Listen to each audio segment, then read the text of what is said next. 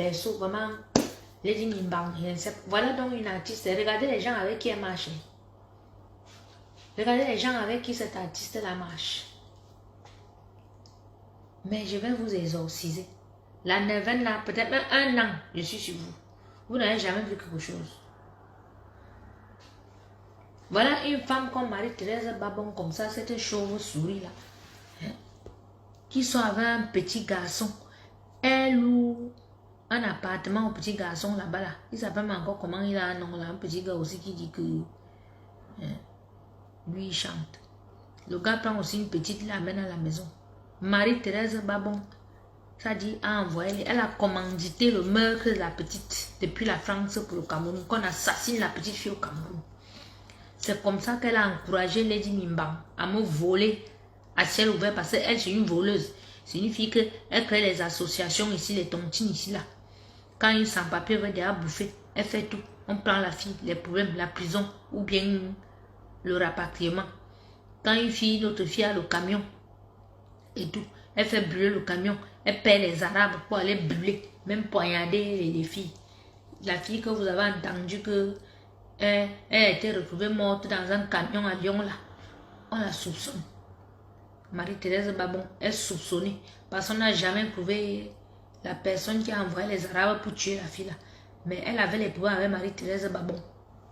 La vieille sorcière que vous voyez qui vit avec les 10 ponces là. Donc c'est une femme qui a l'habitude de faire ça aux Camerounaises ici. Donc c'est elle qui a encouragé Lady Mimbang. Puisque vous avez entendu la pourriture d'Amazon dire que Marie-Thérèse Babon et elle sont les managers de Lady Mimbang. Je vous fais écouter.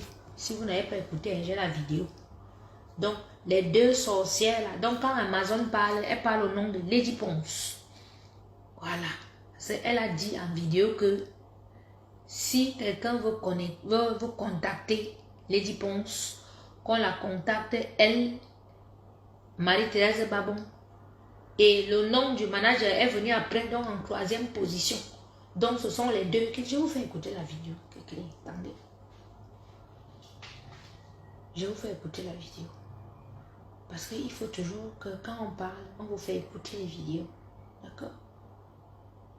Voilà. Je sais que la vidéo est où?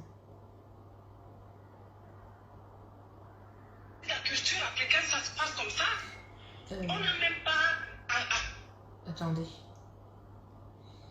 Attendez, donnez-moi une minute.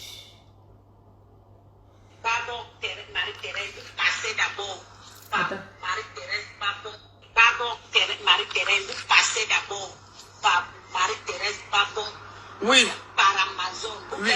Par son manager. Pour avoir la star. C'est de ça qu'il s'agit.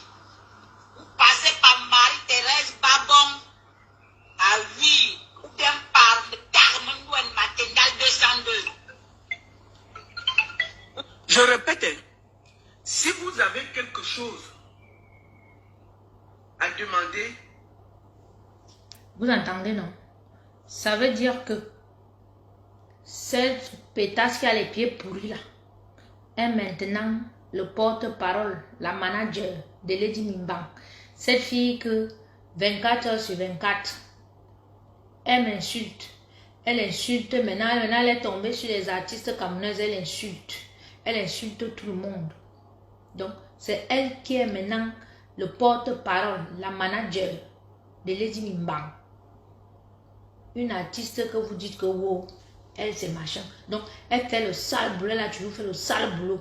Quand j'étais à côté d'elle, vous m'avez vu, non? Tout le monde sait que moi, j'insulte tout le monde, que je suis une femme à problème et tout et tout. Quand j'étais à côté de Lady Ponce, c'est comme ça que j'insultais tout le monde. C'est comme ça que quand elle me mettait devant les vidéos sont sur YouTube. Vous allez voir. Et tout. Tu veux que j'ai d'autres sujets comment? Ma neuvaine, si c'est sur Lady Mimbang ici dans son équipe. Comment ça, je n'ai pas de... Je viens de parler d'un sujet de société là. Ma neuvaine, c'est sur Lady Mimbang. Envoyez les cœurs, les têtes de mort sont là. Ah oui, c'est sur elle et son équipe. Ça dit, il faut que l'Afrique entière, le Cameroun, sache que cette fille ne mérite pas sa place. Une fille comme ça ne peut pas dire qu'elle veut gagner sa vie. Que la diaspora positive, une diaspora qui travaille, une diaspora qui souffre pour gagner son argent. Moi, j'ai souffert. Ça veut dire que vous, vous êtes là, vous, mes petites soeurs, là, vous êtes mariés, vous qui me suivez là.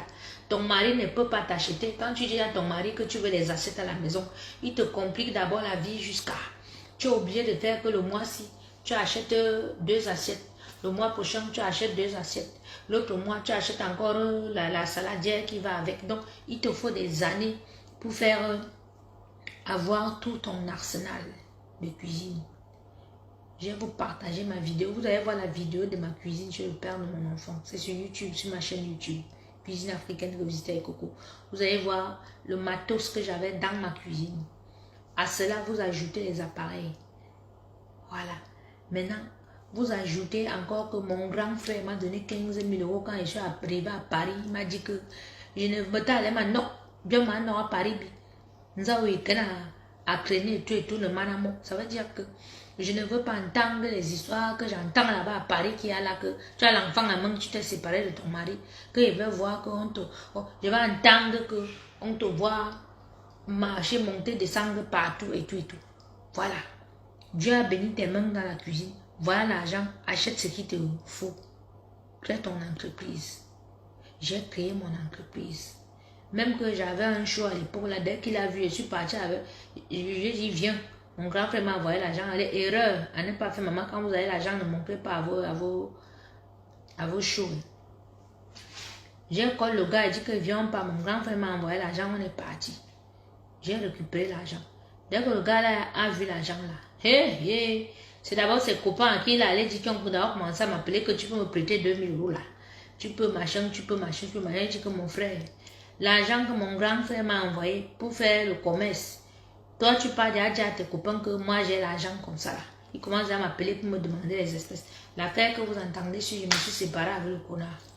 Ah oui, parce que ma part n'est pas l'eau. Mais oui, je souris souvent. Donc j'ai mis dans le commerce. Maintenant, sa mère m'a acheté les barbecues, les assiettes, les mamies chauffantes. Chez Micro, j'ai les factures là. Tout ça là-bas. Maintenant, les choses que moi-même, je pars au marché, je porte aujourd'hui. Demain, je porte. Moi, j'ai la maladie d'acheter. Acheter. C'est pour ça que je vous dis que mon matériel, au moins 70 000 €. Je ne compte pas mes vêtements. Ceux qui me connaissent, ils savent comment je m'habille. Ceux qui connaissent mon fils, quand mon fils est né, ils ont vu ce que j'ai apprêté pour mon fils. Ils voient comment mon fils s'habille et tout. C'est les affaires que j'avais entassées pour envoyer aux orphelins au Cameroun. Parce que j'ai mon grand frère Aruna qui fait les conteneurs. Je voulais offrir ça à un orphelinat. Il y a tout ça. La pierre tombale de mon père, c'est quelque chose de... Ça n'a pas de prix. Ça n'a pas de prix. Même si c'est une pierre que tu as achetée à 100 € ou à 150 € ou à machin, ça n'a pas de prix. Ça n'a pas de prix. C'est des choses symboliques. Tu ne peux pas détenir un truc. C'est-à-dire, un truc comme la pierre tombale du parent de quelqu'un. Tu détiens ça. Tu es là, tu montes, tu descends, tu penses que tout ira bien pour toi. Je demande à tous les orphelins du monde, du Cameroun, tous ceux que depuis que leur père est mort, ils subissent des injustices, comme je suis en train de subir l'injustice de cette fausse musicienne-là, de la boycotter. Boycotter là parce qu'elle doit, ça dit cette fille, elle pense